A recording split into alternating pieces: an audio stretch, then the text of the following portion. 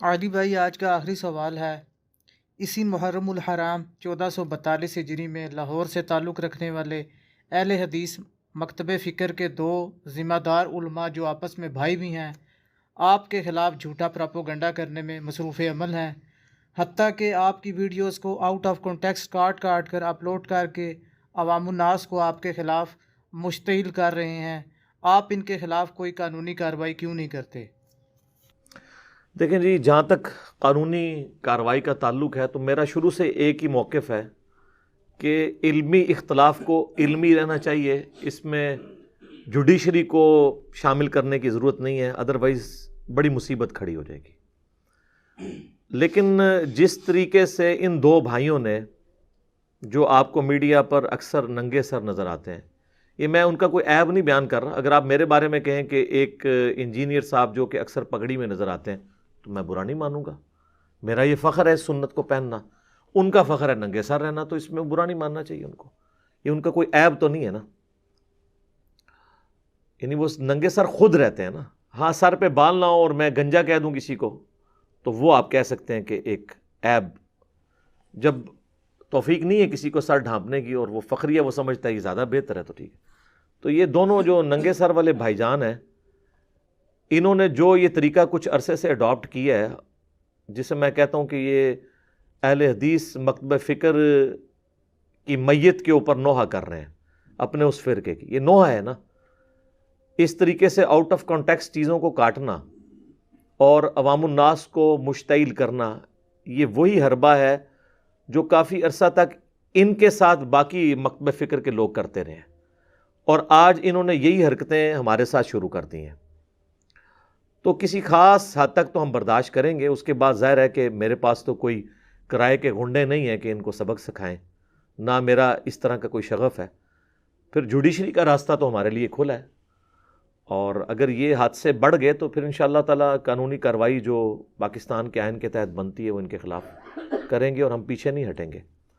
ابھی تو میں نے ان کے جو قریبی لوگ ہیں جو ہماری ویڈیوز بھی دیکھتے ہیں اور ان کے ساتھ شروع سے اٹیچ ہیں، ان کے تھرو اپروچ کیا ہے کہ آپ لوگ یہ جو حرکتیں کر رہے ہیں آؤٹ آف کانٹیکسٹ ویڈیوز لگا کے، کچھ عرصہ پہلے انہوں نے ویڈیو لگائی کہ انجینئر صاحب نے ماتم کو جائز قرار دے دیا، حالانکہ میں وہ الزامی طور پہ ایک بات کر رہا تھا، وہ آدھا حصہ انہوں نے کاٹ لیا۔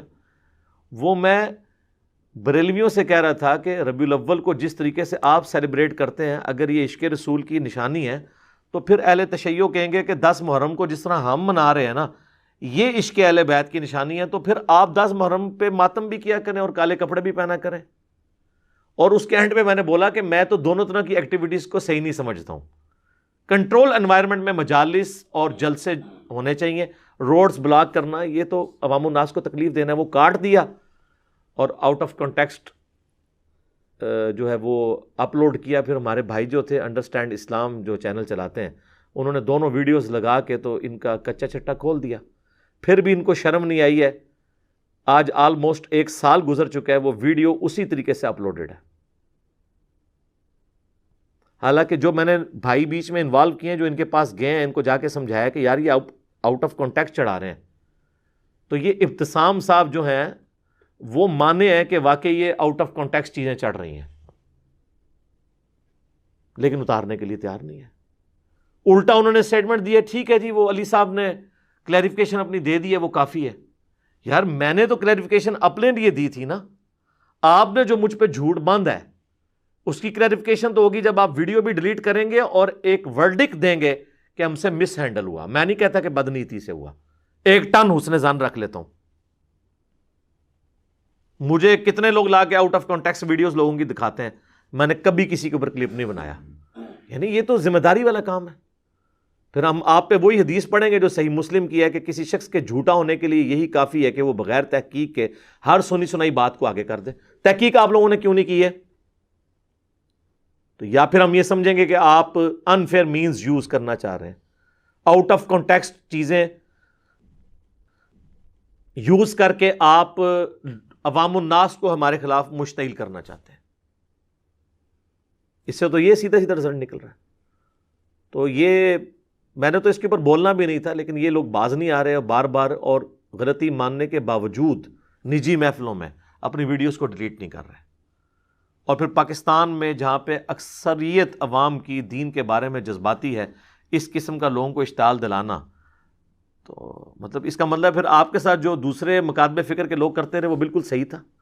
آج آپ وہی ٹول استعمال کر رہے ہیں آؤٹ آف کانٹیکسٹ چیزوں کو کوٹ کرنے کا، اور بیسیکلی یہ اپنی شکست کا اعلان کر رہے ہیں کہ ہمارے پلے کوئی علمی دلیل نہیں ہے تمہیں کاؤنٹر کرنے کے لیے، سوائے اس کے کہ تمہاری ویڈیوز کو آؤٹ آف کانٹیکسٹ کوٹ کر کے اپنا لقمہ ان ویڈیوز کے منہ میں ڈال کے تمہیں بدنام کریں. تو آپ یہ نہ سمجھیے گا مجھے کوئی ان چیزوں سے ٹینشن ہوتی ہے. میرے بھائی اگر مجھے ٹینشن ہوتی تو یہ میں کام شروع ہی نہ کرتا. اللہ کے فضل سے میں بڑے مضبوط اعصاب کا مالک ہوں، اور مجھے اس سے حوصلہ افزائی ہوتی ہے کہ آپ کے پلے کوئی شے نہیں ہے، اور آپ کی عوام الناس کے پاس بھی میسج جاتا ہے کہ ان کے پاس کوئی دلائل نہیں ہے، یہ اسی طرح کے ادھورے کام کر کے اپنی بدنامی میں مزید اضافہ کروا رہے ہیں، جس کو میں کہتا ہوں یہ اپنے مکتب فکر کے لاشے کے اوپر نہ نوحہ کر رہے ہیں. تو کریں نوحہ، آپ کو کون روک سکتا ہے. باقی مجھ سے آپ یہ ایکسپیکٹ نہ کریں کہ میں یعنی اس طرح ایزیلی اس طرح کی چیزوں کو جانے دوں گا. اب چونکہ آپ نے مجھے موقع دیا ہے تو اب میرا بھی حق ہے کہ ایک تو میں اس کی کلیریفیکیشن دوں، اور پھر میں آپ کو تھوڑی سی دوائی بھی دوں، اور اینٹی وینم جسے میں کہتا ہوں، یا پھکی کہتا ہوں پنجابی میں، یا اردو میں الزامی جواب کے طور پہ. تو یہ میرے پاس وافر مقدار کے اندر اس طرح کی دوائیاں موجود ہیں جس سے کسی کا علمی ہاضمہ بڑے اچھے طریقے سے درست ہو جاتا ہے. تو میں سٹارٹ اسی سے کروں گا کہ یہ جو کچھ آپ کر رہے ہیں نا، یہ علماء یہود کا کردار ہے. افتؤمنون ببعض الکتاب وتکفرون ببعض، قطع برید کرنا چیزوں کو. اور بخاری و مسلم دونوں میں حدیث ہے، تم بھی اگلے لوگوں کے نقش قدم پر چل پڑو گے، قدم با قدم، بالشت بر بالشت، حتیٰ کہ اگلے لوگوں میں سے کوئی گوہ کے سوراخ میں داخل ہوا تو تم لوگ بھی وہی برے کام کرو گے. تو صحابہ کرام نے پوچھا کہ یہ اگلے لوگوں سے مراد کیا یہود و نصارہ ہیں؟ تو آپ نے فرمایا کہ وہ نہیں تو اور کون سے لوگ مراد ہیں. انہوں نے بھی آؤٹ آف کانٹیکسٹ چیزیں کوٹ کی، کتاب کے کچھ حصے پہ ایمان لائے، کچھ کو چھوڑ دیا، اور اس کی سزا وہ بھگت رہے ہیں دنیا میں. اور آپ بھی وہی کام کر رہے ہیں جو ان لوگوں نے کیے. اور میری ویڈیوز کے ساتھ جو کچھ کر رہے ہیں نا وہ تو کر ہی رہے ہیں. ان کے علماء نے تو قرآن و حدیث کے ساتھ یہ سب کچھ کیا ہے. جو قرآن و حدیث کو کانٹ چھانٹ کے اپنا لقمہ اس کے منہ میں ڈال کے احادیث کی تعریف کر کے پرنٹنگ کرے، اور آج سے آلموسٹ 4 سال پہلے میں نے ان چیزوں کو ہائی لائٹ بھی کیا ہے، اب تک وہی پرنٹنگ ان کی اس طریقے سے جاری ہے، تو وہ تو کتابوں میں تعریف کر رہے ہیں. جن لوگوں کو رسول اللہ کی شرم و حیا نہیں ہے وہ میری اور آپ کی شرم و حیا کیسے کر سکتے ہیں؟ اب نام سے اگر کوئی اہل حدیث بن جاتا ہے تو اس کا اپنا ایک نعرہ ہے جذباتی، وہ آپ لگاتے رہے، اس کی کوئی شرعی حیثیت تو نہیں ہے. احادیث کے ساتھ ان لوگوں نے جو کھلواڑ کیا، ان کے ذمہ دار علماء نے. یہ تو چلے پھر بھی سپیکرز ہیں نا، ان کے بڑے علماء نے. وہ اب چونکہ انہوں نے مجھے چھیڑا ہے تو میں اپنی کلیریفیکیشن تو بعد میں دوں گا. جو آج کل انہوں نے ایک میرا کلپ وائرل کیا ہے آؤٹ آف کانٹیکسٹ کاٹ کے، اس کو تو میں اینڈ پہ ڈسکس کروں گا. پہلے میں ان کو ذرا ان کی طبیعت صاف کروں تاکہ تطہیر ان کی ہو، تھوڑا تزکیہ ہو، پھر ان کو بات سمجھ آئے گی. وہ تو میں بعد میں کرتا ہوں. ویسے باقی میں اپنے اسٹوڈنٹس کے لیے عرض کروں کہ میں نے کچھ عرصہ پہلے ایک ویڈیو ریکارڈ کروائی تھی، YFIR کویسٹ ان لاہور ہائی کورٹ، جو میرے خلاف آپ کو پتہ ہے ایک جھوٹی FIR کٹوائی گئی آؤٹ آف کانٹیکسٹ ویڈیو کے ذریعے، اور پہلی پیشی کے اوپر وہ فارغ ہوئی. اس پہ میں نے 1.5 گھنٹے کی گفتگو کی تھی. شروع کے 20 منٹ میں تو میں نے اس جوڈیشری کے کیس کو ڈسکس کیا تھا. جو بقیہ کے آلموسٹ 1 گھنٹہ 10 منٹ تھے نا، 70 منٹ، اس میں نے جو میرے خلاف پراپوگنڈے علماء کی جانب سے ہو رہے ہیں نا، ان کو سٹیپ وائز میں نے ڈسکس کیا تھا کہ آپ کے پاس کوئی بھی ویڈیو آئے، میرا کوئی کلپ آئے چند سیکنڈز کا، تو اس کا کانٹیکسٹ دیکھنا ہے. کانٹیکسٹ بھی وہی ہو تو آپ نے ٹاپک دیکھنا ہے. اس طریقے سے جو یہ کر رہے ہیں، اور اس میں کئی ایک بڑی بڑی مثالیں ہیں جو میرے آؤٹ آف کانٹیکسٹ انہوں نے جملے کاٹے، اور کبھی مجھ پہ قادیانیت کا الزام لگایا کہ ان کو سپورٹ کرتا ہے. ٹھیک ہے، اس شخص کے اوپر الزام لگایا جو کہ چشتی رسول اللہ اور اشرف علی رسول اللہ والی کفریات جو دیوبند اور بریلوی علماء اور بزرگوں کی کتابوں میں لکھی ہیں ان کو ہائی لائٹ کرتا ہے، جن کے بارے میں یہ مولانا کہہ رہا ہے کہ بریلوی، دیوبندی اور اہل حدیث ایک تسبیح میں پروئے گئے ہیں. وہ جو اس تسبیح کے 3 دانوں میں سے ایک دانہ ہے چشتی رسول اللہ کو صحیح ماننے والا، اور دوسرا دانہ ہے اشر علی رسول اللہ کو صحیح ماننے والا، اور ان کتابوں کو چھاپنے والا اور ان کا دفاع کرنے والا.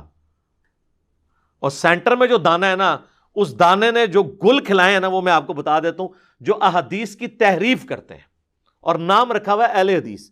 اچھا، میں اہل حدیث مکتب فکر کے خلاف نہیں ہوں، میں منہج کے خلاف نہیں ہوں. انہوں نے جو اپنی ڈرائیونگ سیٹ کے اوپر اس قسم کے علماء بٹھائے ہوئے ہیں نا، جو ان کے مکتب فکر کو بدنام کر رہے ہیں، میں ان کو سنگل آؤٹ اس حوالے سے کر رہا ہوں. یہ ذہن میں رکھیے گا، اس کو اوور آل نہ سمجھیے گا. جس طرح ہم علماء کو جب کنڈیم کرتے ہیں تو مراد علماء سو ہیں، علماء حق کو نہیں ہم کہہ رہے ہوتے. تو وہ میں آپ کو مثال دے دیتا ہوں کہ انہوں نے احادیث کے اندر کیسے تعریف کی. پاکستان لیول کے ان کے بہت بڑے ایک عالم ہیں محمد اقبال کیلانی صاحب. ان کی کئی ایک کتابیں مارکیٹ کے اندر آ چکی ہیں، حدیث پبلیکیشنز کے تھرو شائع ہوئی ہیں. یہ ان کی کتاب ہے میرے پاس جی، فضائل قرآن. اس کا نمبر جو ہے نا جی، وہ 21 نمبر ہے بک کا. ان سے بڑا کوئی رائٹر نہیں ہے پاکستان میں ان کے پاس جس نے بنیادی ٹاپکس کے اوپر بڑی اچھی کتابیں لکھی ہیں، اور پوری ایک تفصیل ہے توحید کے مسائل، طہارت کے مسائل، جنازے کے مسائل، دعا کے مسائل، روزوں کے مسائل، طلاق کے مسائل، جہنم کا بیان، قبر کا بیان. اسی میں سے ایک فضائل قرآن بھی ہے. یہ آلموسٹ 260 پیجز کے اوپر ہے یہ بک. اس کے اندر انہوں نے صحیح مسلم کی ایک حدیث کی مانوی تحریف کر دی. اور میں تعریف اس لیے کہہ رہا ہوں کہ یہ پوائنٹ آؤٹ کرنے کے باوجود ان لوگوں نے اس کو نہیں ہٹایا. یہ ہمیں تو کہتے ہیں نا جناب کہ جی ان کے اندر فلاں کا بکس ہے اور فلاں کا بکس ہے، اور خود ان کا بکس ریٹن فارم میں نظر آ رہا ہے، حدیثوں کو آدھا کر کے لکھنا. یہ جناب اس میں جو پیج نمبر ہے اس کا 110، انشاءاللہ ہم اس کو اٹیچ بھی کر دیں گے، اس میں جے پی جی ایڈ کر دیں گے. اس میں انہوں نے نا مسئلہ نمبر 32 کے تحت نا غدیر خم کی حدیث لکھی ہے. غدیر خم کا نام ہی نہیں ان کو ہضم ہوتا، غدیر خم کا لفظ کوئی نہیں اس میں. حدیث لکھی ہے کہ حضرت زید ابن ارقم کہتے ہیں کہ رسول اللہ نے فرمایا، آگاہ رہو، میں تمہارے درمیان 2 اہم چیزیں چھوڑے جا رہا ہوں. ان میں سے ایک اللہ کی کتاب ہے جو کہ اللہ کی رسی ہے، جو اس کی پیروی کرے گا ہدایت پر ہوگا، جو اسے چھوڑ دے گا گمراہ ہو جائے گا. اسے مسلم نے روایت کیا. تو مسلم یہاں جا کے بھول گیا تھا دوسرا حصہ. اگلا الفاظ تھے، دوسری بھاری چیز میرے اہل بیت ہیں، میں اپنے اہل بیت کے معاملے میں تمہیں اللہ کا خوف دلاتا ہوں، میں اپنے اہل بیت کے معاملے میں تمہیں اللہ کا خوف دلاتا ہوں، میں اپنے اہل بیت کے معاملے میں تمہیں اللہ کا خوف دلاتا ہوں. یار یہ 1.5 لائن لکھنے سے یہ 260 صفحوں کی کتاب میں کوئی فرق پڑنا تھا؟ یہ بدنیتی بے مبنی ہے. اس کی وجہ یہ ہے، اس سے اگلی حدیث انہوں نے لی جو المستدرک الحاکم کے اندر ہے، الموطا امام مالک میں بھی ہے، کہ حضرت ابو ہریرہ کہتے ہیں رسول اللہ نے فرمایا، میں تمہارے درمیان 2 ایسی چیزیں چھوڑے جا رہا ہوں. یہ حجۃ الوداع کا خطبہ ہے، وہ غدیر کا خطبہ تھا. ان پر عمل کرو گے تو کبھی گمراہ نہیں ہوگے، ایک اللہ کی کتاب اور دوسری میری سنت. یہاں بھی تم سنت کو چھوڑ دیتے نا. وہ کہتے ہیں نہیں جی ان کے نا دفاع میں لوگ آئے، وہ کہتے ہیں جی وہ چونکہ اس کا چیپٹر فضائل قرآن تھا نا، اس لیے قرآن پہ انہوں نے چھوڑ دیا. تو جناب یہ دوسری میں سنت کیوں لے کے آئے؟ ادھر بھی سنت کو چھوڑ دیتے، قرآن پہ ہی رک جاتے. یہ کرنے سے انہوں نے میسج یہ دیا کہ جو اوپر دوسری چیز ہے نا وہ بھی سنت ہی ہوگی. سمجھ آئی آپ کو چلاکی؟ اور میں ثابت کروں گا کہ اس چلاکی میں کامیاب ہوئے ہیں، کیونکہ ان کے یہ آگے ایک سٹوڈنٹ نے کتاب چھاپی ہے، اس نے سنت کا لفظ خود سے داخل کر دیا بریکٹ میں، آدھی حدیث لکھ کے. اچھا، اب نیچے اس کی تخریج انہوں نے کی ہوئی ہے، کتاب فضائل صحابہ، یعنی چیپٹر کا نام فضائل صحابہ، باب من فضائل علی ابن ابی طالب، اور حدیث کا نمبر 6225، وہی جو 4 طرق ہیں، 6225 سے 6228 تک. فضائل علی تھا، علی کا تو نام ہی نہیں آیا اس میں. اور میسج کیا دیا؟ یہ ہے جناب غیر محسوس طریقے سے تحریف کرنا حدیث کے اندر. اچھا، یہی سیم کام ان کے آگے آپ سمجھ لیں چھوٹے بچے بچونگڑے جو ہیں، عمران ایوب لاہوری، اس نے بھی اس طرح کی کئی کتابیں لکھی ہیں، روزوں کی کتاب، دعاؤں کی کتاب، اس نے فضائل قرآن لکھا. وہ چونکہ پورا چھاپا مارتا ہے اس کو، اس نے بھی لکھا اور اس نے بھی سیم اسی ترتیب سے نا یہی والی 2 نمبری کی کہ آدھی حدیث لکھی, آگے وہ قرآن سنت والی پوری لکھ دی. یا تو وہ بھی آدھی لکھتے تو میں مان لیتا ان کا ایکسکیوز. اور اس کو تو میں نے آلموسٹ 2013-14 کی بات ہے, میں نے اسے فون کیا, میں نے کہا کہ یہ آپ نے جو کتاب میں لکھی ہے یہ حدیث پوری کیوں نہیں لکھی ہے؟ میں نے چیک کیا کہ اسے پتہ بھی ہے غدیر خم کا کہ نہیں. تو کہتا ہے جی وہ دوسری چیز بس مس ہوگی. میں نے کہا دوسری چیز ویسے ہے کیا؟ کہتا ہے جی وہی ہے نا, سنت ہی ہوگی نا. یہ استاذ العلماء کا حال ہے. اور میں نے کہا دوسری چیز اہل بیت ہے. تو نے بھی نیچے تخریج کی ہوئی ہے, فضائل علی لکھا ہوا ہے, تو تیرا دماغ نہیں کام کیا کہ فضائل علی اگر تخریج ہو رہی ہے کسی مسلم کی حدیث میں تو پہلی چیز قرآن ہے تو دوسری علی ہونا چاہیے نا, کیونکہ غدیر خم پہ حضور نے کہا تھا نا من کنت مولاہ فہذا علی مولاہ. تو یہ آپ نے اثرات دیکھے, 2 کتابوں میں تعریف دکھائی, اب تیسری تو تعریف اپنے عروج پہ ہے, جو یعنی انہوں نے جو وہ ایک خناس قسم کا بیج بویا تھا نا اس کا رزلٹ اس کتاب کے اندر ہے. فضائل قرآن, شفیق الرحمان کاظم صاحب کی کتاب ہے یہ, اور دارالاندلس یہ ان کی پرنٹ ہوئی ہے. اس میں انہوں نے کیا حرکت کی, یہ آپ فضائل قرآن لکھ رہے ہیں, اس پہ اگر آپ آ جائیں نا تو اس کے پیج نمبر 66 پہ انہوں نے پھر وہی زید ابن ارقم سے حدیث لی, اور آپ دیکھیں کیا لکھتے ہیں. زید ابن ارقم بیان کرتے ہیں رسول اللہ نے فرمایا صلی اللہ علیہ وآلہ وسلم, خبردار میں تمہارے پاس ثقلین 2 بھاری چیزیں چھوڑ کے جا رہا ہوں, اور بریکٹ میں لکھ دیا کتاب و سنت. وہ تھا کتاب اور اہل بیت. اس نے خود بریکٹ ڈال کے امیج, یعنی وہ جو اقبال کیلانی صاحب نے بیج بویا تھا نا وہ ایک شجر خبیثہ بن گیا, اس کے یہ خبیث پھل بھی نکل آیا. چھوڑ کر جا رہا ہوں ان دونوں میں سے ایک اللہ کی کتاب ہے, وہ اس کی رسی ہے, اور جس نے اس کی تابعداری کی وہ ہدایت پر رہے گا, جس نے چھوڑ دیا وہ گمراہ ہو جائے گا اور عطا گہرائیوں میں گر جائے گا. بس دوسری چیز لکھی نہیں. اور اس نے بھی نیچے تخریج جب لکھی نا, تخریج کیا کرتا ہے کہ یہ حدیث کہاں سے لیے, وہ لکھتا ہے صحیح مسلم کتاب فضائل صحابہ باب فضائل علی. اے بکھی تے مکھی ماری ہوئی ہے. میں جو کہتا ہوں نقال ہیں, کہتے تم نے آپ کو مفتیا, استاذ العلماء, شیخ الحدیث, حافظہ اللہ, آیت اللہ, حجت اللہ, ٹھیک ہے نا جی. تو لعنت اللہ نہیں ہم کہتے ہیں, ہم جنرل کہہ دیتے ہیں کہ قرآن کے تحت لعنت اللہ علی الکاذبین, اور ویسے بولیں گے تو وہ حالت رفع میں لعنت اللہ علی الکاذبین, جھوٹوں پہ اللہ کی لعنت. اچھا اس نے بھی وہی حرکت کی. اس سے اگلی حدیث یہ پتہ کیا لے کے آیا کہ امام مالک روایت کرتے ہیں کہ رسول اللہ نے فرمایا میں تمہارے پاس 2 چیزیں چھوڑ کے جا رہا ہوں, تم ہرگز گمراہ نہیں ہو سکتے جب تک ان کو مضبوطی سے پکڑ لو گے, ایک اللہ کی کتاب اور دوسرے اس کے نبی کی سنت. یا وہ دوسری چیز لکھنی اس کو یاد رہی ہے یار, یہ ایک جگہ بھولتے, 2 جگہ بھولتے, 3 مختلف بندے بھولے, تو یہ بغض اہل بیت ہے ان کے اندر. آپ کو تو یہ کہانیاں کراتے ہیں وہ جی حضرت علی کی محبت میں غلو ہو کے فرقے گمراہ ہوں گے, تو سر وہ پوری حدیث کیا ہے؟ فضائل صحابہ امام بن حنبل کی کتاب میں 2 روایتیں ہیں, اور یہ غیبی خبر رسول اللہ کے بتانے پر ہی موقوف ہے. مولا علی کا قول ہے کہ میری وجہ سے 2 فرقے جہنم میں جائیں گے اور 2 فرقے گمراہ ہوں گے, ایک میری محبت میں غلوف کر کے, ایک میری دشمنی میں غلوف کر کے. یعنی محبت میں غلوف کرنے والے رافضی, جن کا آپ کو یہ تعارف بڑے اچھے طریقے سے کرواتے ہیں, اور دشمنی میں غلوف کرنے والے ناصبی, یعنی جو ان کے اندر خود موجود ہیں اس لیے ان کا تعارف نہیں کرواتے, اور کہتے ہیں نہیں جی وہ پہلے ایک گروہ تھا.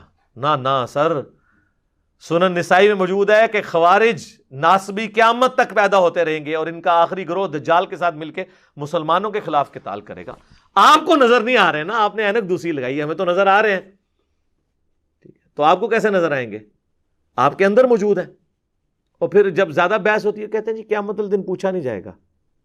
یہ جو کچھ آپ نے حرکتیں کی ان کتابوں میں, یہ آپ سے نہیں پوچھا جائے گا کہ آپ نے حدیثوں کی تعریف کی ہے, علماء یہود کا کردار ادا کیا, آپ سے نہیں پوچھا جائے گا. صحیح مسلم میں 240 حدیث ہے, علی سے محبت نہیں رکھے گا مگر مؤمن, علی سے بغض نہیں رکھے گا مگر منافق. یہ تو کہتے ہیں نا وہ جی حب علی نہیں ہے بغض معاویہ. بغض معاویہ تو کوئی چیز ہی نہیں دنیا میں, حب علی اور بغض علی ہے. ایویں کولو ایک محاورہ بنا چھڑے, قرآن و حدیث نہ آتا تو محاورے پھر بول دیتے ہیں آگے سے. تو یہ مسلم شریف کی حدیث پھر آپ لوگوں پہ فٹ ہونی ہے کہ آپ کے اندر بغض ہے. پوچھا نہیں جائے گا, پوچھا تو جائے گا. غدیر خم کی حدیث ہے, رسول اللہ ڈرا کے گئے ہیں صلی اللہ علیہ وآلہ وسلم. اور پھر جو المستدرک للحاکم میں حدیث ہے 4712 کہ اگر کوئی شخص پوری زندگی حجر اسود اور مقام ابراہیم کے درمیان نمازیں پڑھتا رہے اور روزے رکھتا رہے اور اس حال میں مرے کہ ہم اہل بیت کا بغض اس کے دل کے اندر ہوا, تو اللہ اسے ضرور آگ میں داخل کرے گا. تو نہیں پوچھا جانا. آپ کی جنت اور دوزخ کا فیصلہ اہل بیت کی محبت پہ ہو رہا ہے, آپ اسے جو ہے وہ سنی شیعہ فساد بنائے ہوئے ہیں. تو اپنی اداؤں کے اوپر خود غور کریں. اور مجھے پتا ہے آپ لوگ بہت تنگ ہیں میری وجہ سے. اچھا, یہ جو دو ننگے سر والے بھائی ہیں نا, یہ پاکستان لیول کے ایک واٹس ایپ گروپ جس میں سینکڑوں علماء ہیں, ایک سے زیادہ گروپس بنے ہوئے, ان کے ایڈمن بھی ہیں. اور ان گروپس میں ہمارے چاہنے والے علماء بھی موجود ہیں, اہل حق تو ہر جگہ موجود ہے. تو ہمیں ریئل ٹائم مولوی لیکس آتی رہتی ہیں, جیسے وکی لیکس ہوتی ہیں نا, مولوی لیکس بھی ہیں. اور ان دو بھائیوں کی تو مولوی لیکس آتی رہتی ہیں آئے دن کہ یہ لوگ کتنے تنگ ہیں. انہوں نے باقاعدہ یعنی یہ رونا رویا ان واٹس ایپ گروپس کے اندر کہ علی نے ہماری عوام کو ہمارے خلاف کر دیا ہے. ہم علی کے بارے میں کوئی بات کرتے ہیں نا تو وہ ہمیں آگے سے پڑھ جاتے ہیں اور کہتے ہیں علی تو حدیثیں بیان کر رہا ہے اور تم نے ہی ہمیں کہا تھا قرآن و حدیث کو ڈائریکٹ پکڑو. اگر ہم نے بزرگ اور مولویوں کو پکڑنا ہوتا تو اپنے فرقے چھوڑ کے تمہارے پیچھے آتے.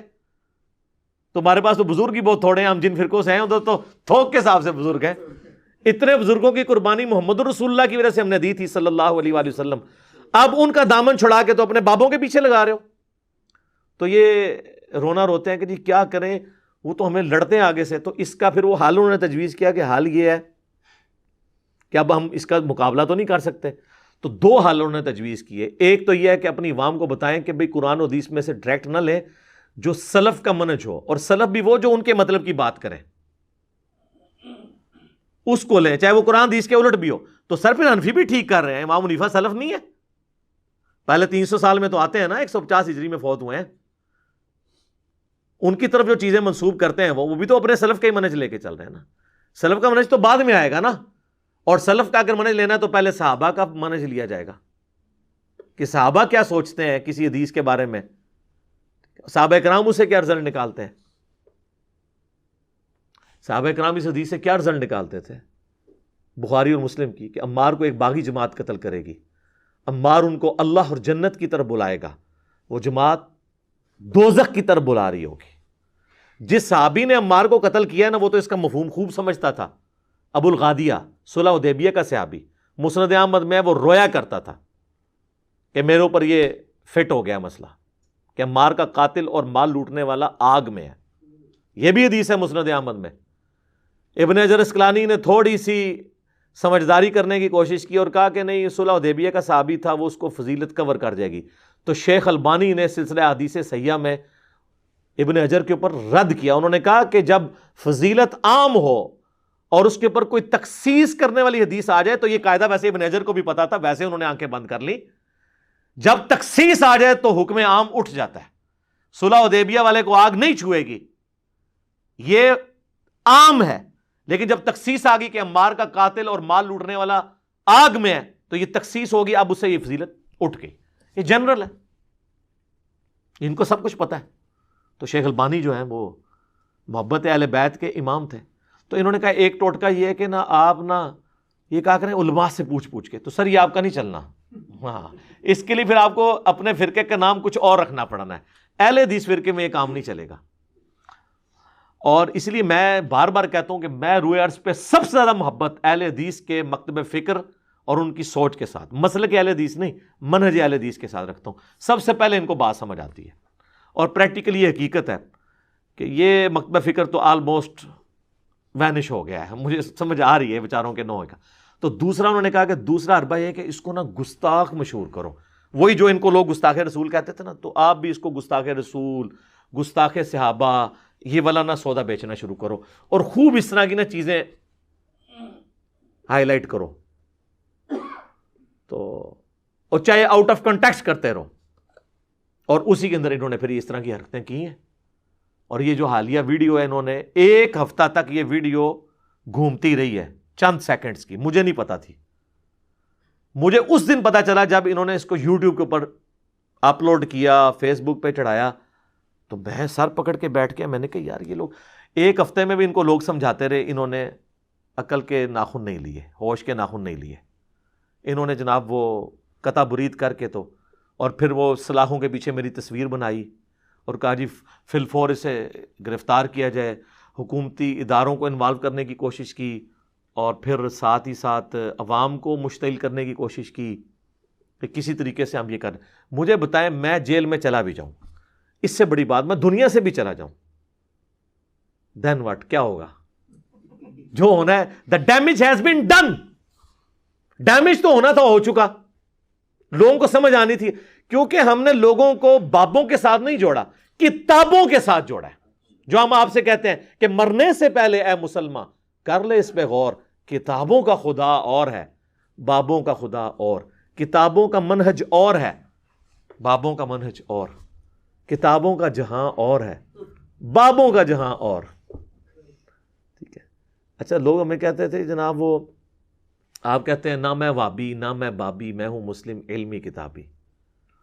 تو وابی آپ نے سنگل آؤٹ کر دی ہیں, یہ بابی کون ہے؟ تو ہم کہتے تھے بریلوی دیوبندی شیعہ کے اندر جو بابوں کے ماننے والے ہیں.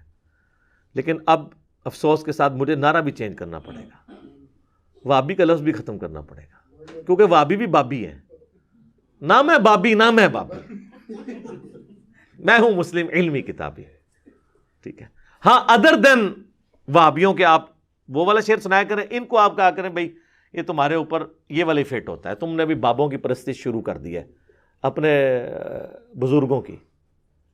تو یہ آؤٹ آف کنٹیکسٹ انہوں نے کلپ اپلوڈ کیا میرا, جس میں انہوں نے یہ ثابت کرنے کی کوشش کی کہ نعوذ باللہ من ذالک میں نے حضرت معاویہ ابن ابی سفیان رضی اللہ تعالی عنہما پر نعوذ باللہ سب و شتم کیا ہے.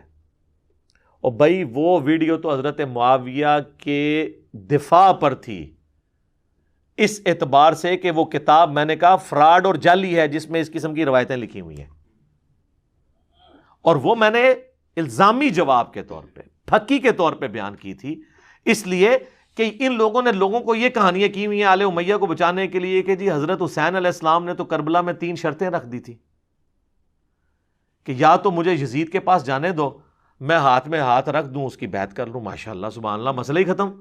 یعنی جو کام حضرت معاویہ رضی اللہ تعالیٰ عنہ اپنی زندگی میں آخری 4 سال میں نہیں کروا سکے, عبید اللہ ابن زیاد نے وہ کروا دیا, تو اس سے تو بڑا کوئی کام ہی نہیں تھا.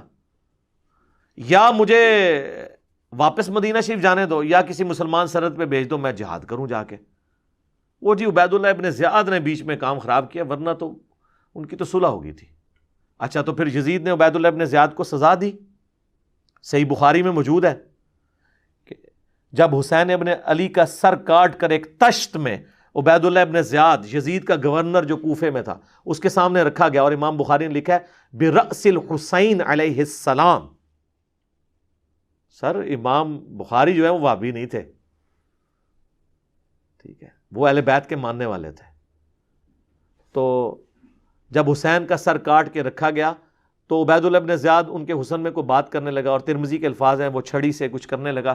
تو انس ابن مالک نے کہا کہ رسول اللہ کی سب سے زیادہ مشابہت رکھنے والے حسین ابن علی تھے, اور اس وقت ان کے سر اور داڑھی کے بالوں میں وسمہ کی بوٹی کا رنگ لگا ہوا تھا جو کالا کرنے کے لیے استعمال ہوتی ہے. اور اہل حدیثوں کا حال دیکھیں, اس حدیث کی شرح میں لکھ رہے ہیں کہ وسمہ ایک بوٹی ہے جو کہ پائی جاتی ہے عرب کے اندر, اور وہ بالکل کالا نہیں کرتی, ڈارک براؤن کرتی. یہ اس حدیث کی شرح میں یہ لکھ رہے ہیں, اور جو واقعہ تھا اوپر حسین کا سر کاٹ کے تش میں رکھا گیا وہ شرح میں سے نکال ہی دیا. یہ ان کا علمی لیول میں آپ کو بتا رہا ہوں. یہ شرح کریں, یہ شرح ہے, ہاں شرح نہیں ہے, شر اور شر پھیلا رہے ہیں آپ. تو آپ کے اوپر اللہ تعالیٰ نے پھر چیز ایسی مسلط کی ہے نا کہ اب آپ کو راستہ نہیں نظر آ رہا کہ ہم جائیں کدھر. تو اس ہماری جو ڈسکشن ہے اس کو علمی رکھیں, قانونی جنگ بھی آپ ہاریں گے انشاءاللہ تعالیٰ. آپ کی جہاں تک اپروچ ہے نا, ہماری اپروچ اس سے بھی اوپر تک ہے, آپ کو پتہ نہیں ہے, لیکن میں یہاں پہ ڈسکلوز نہیں کرنا چاہتا ان چیزوں کا. آپ کی سمجھ سے بھی باہر ہیں یہ چیزیں. اور پھر سچائی کی طاقت, سب سے بڑی بات ہے حسبنا اللہ ونعم الوکیل, یا حی یا قیوم برحمتک استغیث ولا حول ولا قوة الا باللہ العلی العظیم. آمین۔ تو میں کہہ رہا تھا کہ بھی حسین ابن علی نے یہ 3 شرطیں نہیں رکھی، یہ جعلی چیز ہے، یہ جس کتاب سے پیش کر رہے ہو امام بلازری المتوفا 279 ہجری، ان کی کتاب ہے انصاب الاشراف، یعنی بڑے بڑے جو خاندان تھے ان کے وہ جو آپ سمجھ لیں ان کے جو فضائل یا ان سے ریلیٹڈ جو معلومات تھی نا وہ انہوں نے جمع کی ہیں۔ یہ ایک علم الانصاب ایک پورا علم ہے، اس کے وہ امام تھے پہلے 300 سال میں، انہوں نے کتاب لکھی ہے، اس میں یہ ہے، اور شیخ زبیلی زئی صاحب نے اپنے رسالے میں لکھا اور فضائل صحابہ کتاب میں بھی، کہ اس میں جو 3 شرطوں والی روایت ہے نا، اس کی سند حلال بن یساف تک تو بالکل صحیح ہے، لیکن حلال بن یساف تو تابعی ہے، اس کا واقعہ کربلا میں ہونا کوئی ثابت نہیں ہے، لہٰذا یہ منقطع ہو گئی، یا تو سند پوری بیان کرے، اور اگر وہ کہتا نہیں ہم نے تابعی کی کوئی بات اس طرح کی ماننی ہے تو اس سے خطرناک بات وہ ہے جو مصنف ابن ابی شیبہ میں ہے، وہ بھی میں نے پکی کے طور پہ بیان کی تھی کہ حضرت عمر فاروق نے دھمکی دی تھی نعوذ باللہ من ذالک حضرت سیدہ فاطمہ کو کہ میں تیرے گھر کو آگ لگا دوں گا۔ اب یہ زید بن اسلم جو یہ بیان کر رہا ہے وہ حضرت عمر کی غلامی میں اس وقت نہیں آیا تھا جب کہ یہ واقعہ ہے، لہٰذا ہم کہتے ہیں یہ منقطع روایت ہے، زید بن اسلم تک تو روایت درست ہے لیکن اوپر اس نے سند نہیں بیان کیا، ہم اس کو ایکسیپٹ نہیں کرتے۔ ہم حضرت عمر کے بارے میں یہ جھوٹا الزام جو روافظ کی طرف سے لگایا جاتا ہے وہ اسی کی تو پلی لیتے ہیں، اور آگے کہتے ہیں پھر آگ لگا بھی دی، وہ پھر ضرب تقسیم میں آگے خود لگا لیتے ہیں۔ یہ بھی میں نے الزامی جواب دیا تھا، اور میں نے کہا تھا انصاب الاشراف کو اگر آپ نے ماننا ہے نا تو پھر سر اس میں تو بہت کچھ لکھا ہوا ہے، اور اس میں کئی باتیں صحیح سند کے ساتھ لکھی ہوئی ہیں، وہ آپ ماننے کے لیے تیار نہیں ہوں گے۔ اور اب یہ ویڈیو میں کہہ رہے ہیں، کیا کہہ رہے ہیں؟ کہتے ہیں جی یہ کوئی حدیث کی کتاب نہیں ہے۔ تو جب آپ کے بزرگ بابے ان کتابوں سے حضرت حسین علیہ السلام کے قیام کو بدنام کرنے کے لیے 3 شرطوں والی کہانیاں بیان کرتے تھے تو اس وقت نہیں تھا آپ کو پتا کہ آپ کے بابے آپ کو کس طرح کی کتابوں سے حوالے دے رہے ہیں؟ ان بابوں کو تو آپ چاٹتے رہے ہو۔ آج میں نے آگے جب آ کے بتایا کہ یہ تو حدیث کی کتاب نہیں ہے، اگر یہ پیش کرنا ہے تو یہ بھی پیش کرو، تو اب تمہیں یاد آ گئی یہ کتاب ہی نہیں ہے حدیث کی۔ اور پھر شیخ زبیلی زئی صاحب تو رحمہ اللہ تعالیٰ وہ تو اپنے مرنے سے پہلے اس کتاب کے اس ورژن کو مشکوک قرار دے گئے ہیں۔ میری خود ان سے اس پہ گفتگو ہوئی، انہوں نے کہا یار اس کتاب کو مشکوک ہی مانا جائے، کیونکہ اگر اس کتاب کو ہم نے صحیح مان لیا نا تو پھر تو ہم حضرت معاویہ کی صحابیت کا بھی دفاع نہیں کر سکتے، اس میں اس قسم کی خطرناک روایتیں لکھی ہوئی ہیں۔ اور میں نے پھر وہ الزامی جواب کے طور پہ بتایا تھا کہ مسند البزار میں حدیث موجود ہے اور یہ تو حدیث کی کتاب ہے، اور مجموع الزوائد ابن حجر اسقلانی کے استاد ہیں امام حیثمی، انہوں نے بھی نقل کی ہے کہ نبی علیہ السلام کے سامنے سے ایک سواری اونٹ کی گزر رہی تھی، آپ نے فرمایا اونٹ پہ بیٹھا ہوا شخص جو ہے اس پہ بھی اللہ کی لعنت، اس کو ہانکنے والے پر بھی اللہ کی لعنت، اس کی مہار پکڑنے والے پہ بھی اللہ کی لعنت، اور حدیث ختم۔ تو میں نے یہ پوچھا تھا کہ یار اب یہ حدیث کی سند تو ٹھیک ہے، لیکن امام جو ہے وہ بزار زندہ ہوتے یا امام حیثمی زندہ ہوتے، ہم ان سے پوچھتے کہ حضرت اس حدیث سے علم حدیث میں یا علم دین میں کون سے علم کا اضافہ ہوا ہے؟ جب تک آپ یہ بتائیں گے نہیں کہ وہ کچھ شراب لے کے بیچنے جا رہا تھا تو اس لیے لعنت کی، وہ بندہ کون تھا، اس کے کام کے اوپر لعنت ہو رہی تھی، کچھ نکالیں نا اس میں سے۔ یہ بھی ہو سکتا ہے کہ وہ کچھ شرابی ہو تو وہ شراب جس ہے نا شراب لوڈ کرنے والے پر لے جانے والے پر تو یہ بھی کوئی نہیں لکھا ہوا، لیکن ان کو بھی پتا تھا کہ کیا ہے یہ۔ تو وہ میں نے کہا تھا کہ امام بلازری کی کتاب میں اس کی پوری صحیح سند موجود ہے، اصول محدثین پہ شیخ البانی شیخ زبیلی صاحب کے اصول کے مطابق۔ ہم تو اس کتاب کو ہی میں نے کہا تھا فراڈ ہے، لیکن اگر کتاب صحیح مانیں گے پھر اس میں جو باتیں آئی ہیں صحیح سند سے وہ تو ماننی پڑیں گی۔ تو اس میں لکھا ہے امام بلازری نے کہ وہ اونٹ کے اوپر حضرت ابو سفیان بیٹھے ہوئے تھے رضی اللہ تعالیٰ عنہ، اور اونٹ ہانکنے والے اور مہار والا جو ہے ان میں سے ایک حضرت معاویہ رضی اللہ تعالیٰ عنہ تھے اور ایک ان کے بھائی تھے۔ تو میں نے کہا اب یہ نام بتا دیے، اگر آپ نے اب بلازری کتاب کو صحیح ماننا ہے اور 3 شرطوں والا ڈھونگ جو رچایا تھا آپ کے بزرگوں نے، اب ان میں سے کئی فوت بھی ہو چکے ہیں، وہ جو ایک تھے ناسبی مولانا صاحب جنہوں نے وہ رسومات محرم کے اوپر کتاب لکھی، تو ان کے بزرگ اب انہوں نے اچھا کام بھی کیا، اصل بیان بھی لکھا، صلاح الدین یوسف صاحب اللہ تعالیٰ ان کی غلطیوں سے درگزر فرمائے اور ان کو برائیوں سے ان کے درگزر فرمائے، نئے کاموں کا اجر دے۔ بہرحال وہ یہ ناسبیت پھیلا کے گئے ہیں یہاں پہ اہل حدیث فرقے کے اندر۔ تو جب وہ یہ چیزیں ساری کر رہے تھے اس وقت نہیں آپ کو آیا کہ یہ بابا جی آپ یہ کیا تاریخی روایتیں کوڑ کباڑ جھوٹ جمع کر رہے ہیں، حدیث میں سے ہمیں کچھ بتائیں۔ اس وقت نہیں ان کو خیال ہے، اب یہ کہہ رہے ہیں۔ تو میں نے تو خود کہا تھا کہ یہ ثابت نہیں ہے، اور میں نے باقاعدہ دلائل کے ساتھ، وہ پورا کلپ تھا وہ آپ پورا کلپ ہمارے بھائی نے انڈرسٹینڈ اسلام کے اوپر وہ اس کے کلپ لگا کے کیا ہے، اور پھر بھائی باقاعدہ گئے ہیں ابتسام سے جا کے بات کی ہے کہ یہ تم نے کیا، وہ کہتا ہے ہاں یہ غلط ہوا ہے. لیکن سر اس سے تو مسئلہ نہیں ہونا، اعلانیہ گناہ کی توبہ اعلانیہ ہوگی. سب سے پہلے تو وہ ویڈیو ساری ڈیلیٹ کرو جو میرے خلاف چڑھائی ہیں. ٹھیک ہے، ان لوگوں کا تو یہ حال ہے کہ مسلم ٹی وی پہ ویڈیو چلی، انہوں نے کہا یہ قادیانیوں کے ٹی وی پہ چل گئی. یعنی یہ مان ہی نہیں سکتے کہ کوئی مسلمان بھی اپنے آپ کو مسلم کہہ سکتا ہے. وہ مسلم ٹی وی قادیانیوں کا دجالوں کا اور ہے، یہ مسلم ٹی وی اور ہے. پھر اس پہ کلیریفیکیشن دی لیکن توبہ پھر بھی نہیں کی، معافی نہیں مجھ سے مانگی. وہ کلیریفیکیشن نہیں ہے. اگر وہ معافی مانگ لیتا تو میں اس کے خلاف اپنی ویڈیو ڈیلیٹ کروا دیتا. معافی ابھی تک نہیں مانگی. ماتم والی آؤٹ آف کانٹیکسٹ کوٹ کی نہیں مانگی.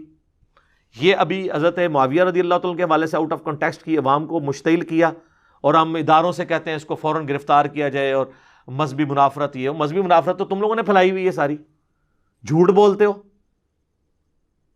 تو وہ میں نے الزامی طور پہ روایت بیان کی تھی، اور وہ روایت صرف اسی پہ روایت ختم نہیں ہے. آپ وہ اگر وہ ایک پیج ہی لے لیں نا انصاب الاشراف کا، تو اسی پیج کے اوپر یہ بھی لکھا ہوا ہے امیر شام کے بارے میں. تو امیر شام تو اب ان کو پتہ چل گیا نا کون ہے، کہ اس کا تابوت آگ میں ہے. یہ بلازری نے یہ لکھا ہے، اور آگے لکھا ہوا ہے امیر شام کے بارے میں بائی نیم کہ جب اسے میرے ممبر پہ دیکھو تو قتل کر دو.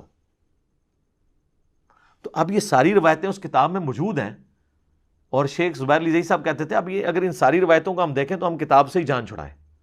ان کو تو ایک 3 شرطیں نظر آ رہی تھی نا. آپ کوئی بندہ وہ ایسے اردو میں ترجمہ نہیں ہوا، عربی میں ہے. حضرت معاویہ بن ابی سفیان رضی اللہ تعالی عنہما والا چیپٹر کھول کے یہ ساری روایتیں پڑھ لیں. تو میں نے تو کہا تھا وہ کتاب جعلی ہے، فراڈ ہے، اس سے جان چھڑائیں. تو اس نے جو ہے نا وہ پچھلا پورشن جو میں نے الزامی جواب کے طور پہ دیا تھا وہ کیا کہتے ہیں کہ یہ مانتا ہے. میں کب مانتا ہوں میرے بھائی؟ میں نے کبھی بھی نہیں مانا. میں نے تو آپ کو پہلی دفعہ میں نے ہی تو تعارف کرایا. آپ لوگوں کو تو پہلے پتہ نہیں تھا کہ یہ کوئی کتاب بھی ہے. اگر پہلے پتہ ہوتا کہ یہ کتاب حدیث کی کتاب نہیں ہے تو آپ کے بابے جو آپ کو کہانیاں 3 شرطوں والی کراتے تھے تو ان سے آپ نے لانے برات کیا ہوتا نا.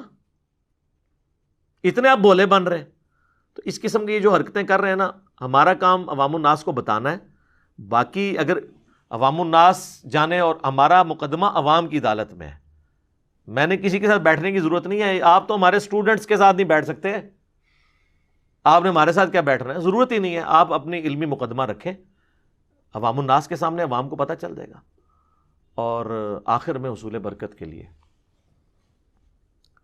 میں آپ کو آپ کے گھر کی خبر دیتا ہوں امیر شام کے حوالے سے، اور میری اس پہ آلریڈی ایک ویڈیو بھی ریکارڈڈ ہے. محمد بن عبد الوہاب شیعہ،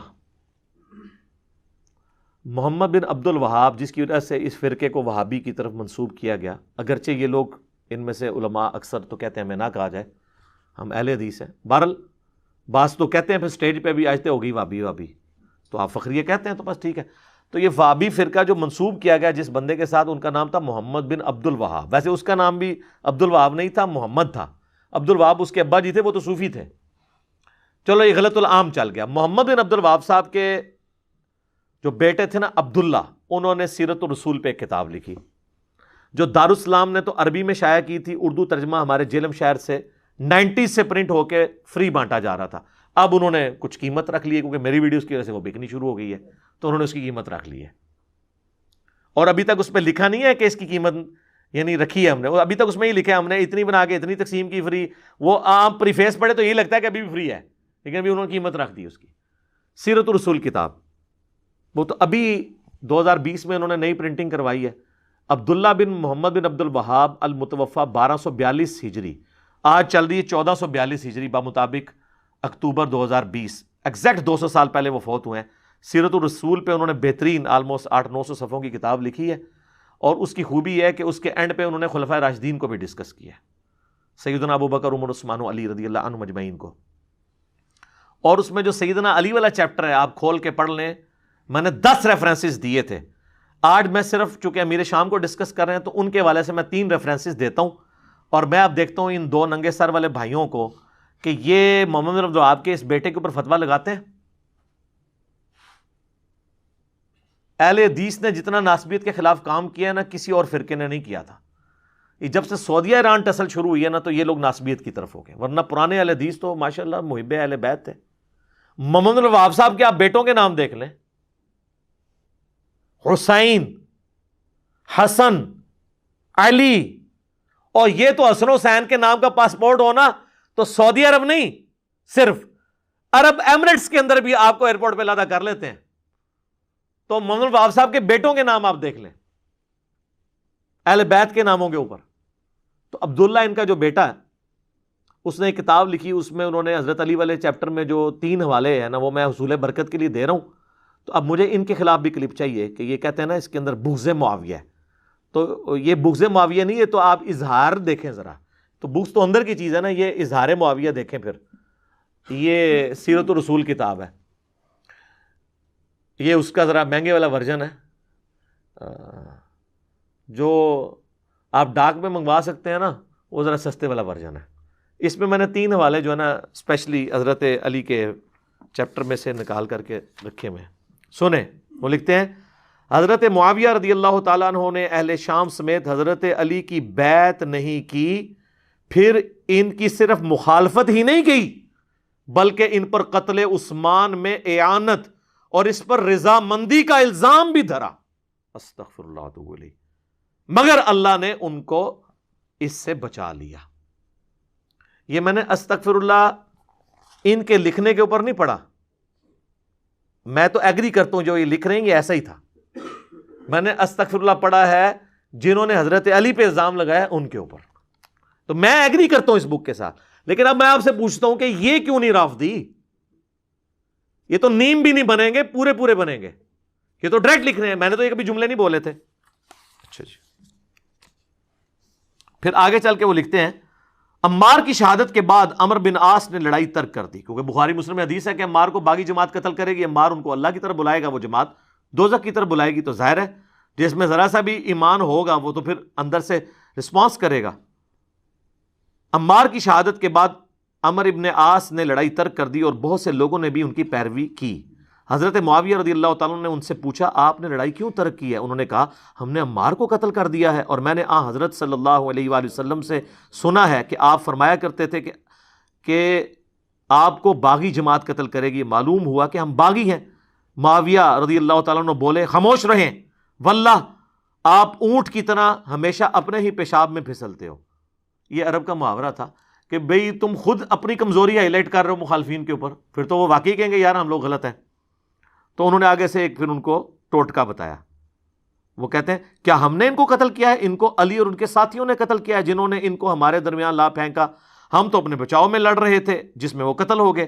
حضرت علی کو اس کی خبر ہوئی تو انہوں نے فرمایا اگر میں نے عمار کو قتل کیا ہے تو پھر اپنے چچا حمزہ کو حضرت نے خود قتل کیا تھا جنہوں نے ان کو کفار کے مقابلے پر بھیجا تھا. یہ پھکی دی مولا علی نے. مولا علی بھی پھکیاں دیں دے سب کہ بھی جو شخص کسی کی حمایت میں لڑتا ہے تو اس کو یہ کہا جاتا ہے کہ اس نے مروا دیا اس کو آگے بھیج کے. پھر تو حمزہ کو نعوذ باللہ رسول اللہ نے مروایا، نعوذ باللہ. اچھا اس سے یہ بات پتہ چلی کہ حضرت علی نے یہ جو ایٹیچیوڈ اڈاپٹ کیا نا اس کو پھر گستاخی نہ کوئی شمار کرے اگر پھکی کے طور پہ کوئی بات کرنی پڑتی ہے تو. یہ تو بہت بڑی بات انہوں نے کر دی نا سمجھانے کے لیے. بعض اوقات کسی کا موٹا دماغ ہونا تو اس کو پھر وہ موٹی مثال سے سمجھانا پڑتا ہے، لیکن بعض لوگوں کو اس سے بھی سمجھ نہیں آتی. اور تیسرا والا جو ان کے لیے گلے کا کانٹا بنا ہوا ہے وہ تو مسئلہ ہی ختم ہے نا. یہ لوگ کہتے ہیں جی وہ صحابہ پہ سب و شتم کرتے ہیں جی روافظ. یہ سنیں بنو امیہ ان کی تنقیص اور ان کے بارے میں نازیبا الفاظ استعمال کرتے رہے، مگر اس سے علماء کے دل میں ان کی محبت بڑھ گئی، یعنی حضرت علی کی، اور قدر و منزلت میں اضافہ ہو گیا. عمر بن عبداللہ بن زبیر کہتے ہیں کہ بنو امیہ 60 سال تک ان کو گالیاں دیتے رہے مگر ان کا کچھ نہ بگاڑ سکے، بلکہ ان کی شان پہلے سے بھی بلند ہو گئی. دین نے ایک عمارت کھڑی کی جس کو دنیا نے گرا دیا. دنیا کچھ نہ بنا سکی مگر جو کچھ بنایا اس کو بھی منہدم کر دیا. یعنی دنیا نے کوشش تو کی، اپنا ہی بیڑا غرق کر لیا. حضرت علی کی محبت لوگوں کے دل سے نہیں نکل سکی. اور یہ وہ کہتے تھے نا وہ جی وہ گالیاں یہ تو تنقید ہے، تو انہوں نے بھی گالیاں لفظ استعمال کیا. اور اگر آپ کو مزید تسلی کرنی ہے تو صحیح مسلم میں الفاظ ہیں. وہ کہتے تھے لعن اللہ ابو تراب، ابو تراب علی ابن ابی طالب پر لعنت، نعوذ باللہ. صحیح مسلم 6229 نمبر حدیث ہے. اب مسلم شریف کو تو آپ ضعیف نہیں کر سکتے. اور سب کا ترجمہ اب آپ لعن اللہ ابو تراب کا ترجمہ کیا کریں گے؟ لعن تو لعن لفظ ہے. اس کے علاوہ کئی احادیث ہیں میں نے اپنے ریسرچ پیپر میں بھی ڈالی ہوئی ہیں، اور حالیہ دنوں میں نے کئی ایک ویڈیوز کے اندر ایک ایک چیز ریکارڈ کروا دی ہے. اب یعنی میں سبک دوش ہو چکا ہوں اس ٹاپک سے اللہ کے فضل سے. اس محرم کے اندر اللہ نے سبک دوش کر دیا. بہرحال ایک تقاضا ہے کہ وہ میں پورا کر دوں, وہ ہے یہ ہمارا ریسرچ پیپر میرے بھائیوں, جو ان کے گلے کا کانٹا بنا ہوا ہے. واقعہ کربلا کا حقیقی پس منظر 72 صحیح الاسناد احادیث کی روشنی میں. 72 کا ٹائٹل میں نے شہدائے کربلا کی نسبت سے لیا, ورنہ 200 سے زیادہ احادیث ہیں اس کے اندر, اکثر بخاری اور مسلم سے ہیں, اور جو بخاری اور مسلم سے ہٹ کے احادیث ہیں ان پہ دور حاضر کے بڑے بڑے محدثین کی تحکیم ہے. شیخ البانی کی, شیخ زبیر علی زئی کی, شیخ شعیب ارناؤت کی رحمہم اللہ اجمعین, سلیم اسد کی حفظ اللہ تعالی, اور باقی علماء کی اس کے اوپر تحکیم لگی ہوئی ہے. کوئی ایک حدیث بھی ایسی نہیں اس میں جسے کسی نہ کسی محدث نے صحیح نہ کہا ہو. اور اگر کسی کو چڑھا ہے نا ادر دین بخاری مسلم, تو 70% تو بخاری مسلم ہے, آپ اسی کو ذرا اس کی شرح بیان کر دیں. اسی نے گلا پھاڑ کے کہا تھا نا کہ وہ جی مجھ سے مباہلہ کر لو, تو میں نے اسے چیلنج کیا تھا کہ تو مبالغے والی حدیث صحیح مسلم سے 6220 کبھی حدیث ممبر پہ سنا ہی نہیں سکتا, اس میں پھر سب و شتم کا ایشو کھل جائے گا, کیونکہ حضرت سعد سے کروانے کی کوشش کی تھی اور اس کی فلنگ دی بلینکس امام ابن تیمیہ نے کی. ہمارا معاویہ سعدن بسب, سعد کو معاویہ نے سب کرنے کا کہا اور انہوں نے انکار کیا. یہ پھر میں لمبا ٹاپک ہو جائے گا, اس میں نے ساری جمع کی ہیں, چھوڑ دیں. اچھا, اس کے اندر میں نے ایک نمبر پہ ایک سے زیادہ روایتیں لی ہیں. مثلا 33 نمبر پہ غدیر خم کے 8 طرق میں نے جمع کیے, اس لیے 200 زیادہ روایتیں ہیں 72 کی نسبت شہدائے کربلا کی نسبت سے. اور 6 بڑے بڑے ٹاپکس کور کیے ہیں. نمبر 1, منہج نبوی پر قائم خلافت راشدہ کی صحیح مدت کتنی تھی اور خلافت کے اہل حقیقی خلفائے راشدین کون ہیں. 5, ابو بکر, عمر, عثمان, علی, حسن ابن علی, یہ میں نے ثابت کیا. دوسرا ٹاپک, خلیفہ راشد سے بغاوت بدعت ہے. جنگ جمل, صفین اور نہروان میں سیدنا علی کی حقانیت اور شہادت سیدنا عثمان کے اصلی اسباب. ایک وہ جعلی سبب کہتے ہیں عبداللہ ابن سبا تھا جس نے معاذ اللہ 40,000 صحابہ کو ہی نعوذ باللہ گمراہ کر دیا. نہیں, بخاری مسلم سے میں نے بتایا بنو امیہ کے گورنر وجہ بنے حضرت عثمان کی شہادت کے. تیسرا ٹاپک, رسول اللہ صلی اللہ علیہ وآلہ وسلم نے اپنی وفات سے 1 مہینہ پہلے مستقبل میں ہونے والے حکومتی بگاڑ سے متعلق غیبی خبریں دے دی تھیں. چوتھا ٹاپک, چوتھے خلیفہ راشد سیدنا علی کے فضائل کا بیان اور ان پر ممبروں سے لعنت کرنے کی بدعت کب اور کس نے ایجاد کی. پانچواں ٹاپک, حضرت معاویہ رضی اللہ تعالیٰ عنہ کو حکومت مل جانے کے بعد سے بتدریج امت پر کیسی ملوکیت مسلط ہوئی اور اس کا بھیانک نتیجہ کیا نکلا. اور چھٹا اور آخری ٹاپک, سیدنا حسین کے فضائل کا بیان اور یزید بن معاویہ کی ملوکیت میں اس کے گورنر عبید اللہ ابن زیاد کے ذریعے مظلومانہ شہادت. یہ ریسرچ پیپر مفت ڈاؤن لوڈ کریں ہماری ویب سائٹ ahlsunnatpak.com سے. ریسرچ پیپر والے پورشن میں 5B ہے, ہارڈ کاپی بھی اس کی مفت منگوا سکتے ہیں, صرف TCS کا 300 کا آپ کو خرچہ دینا ہوگا. یہ ریسرچ پیپر اور اس کے ساتھ 8 ریسرچ پیپر اور ٹوٹل 9 ریسرچ پیپرز اور 3 اذکار کارڈ, یہ 12 کا پیکج بالکل مفت آپ کے گھر آئے گا. صرف TCS کا آپ نے 300 روپے خرچہ دینا ہے.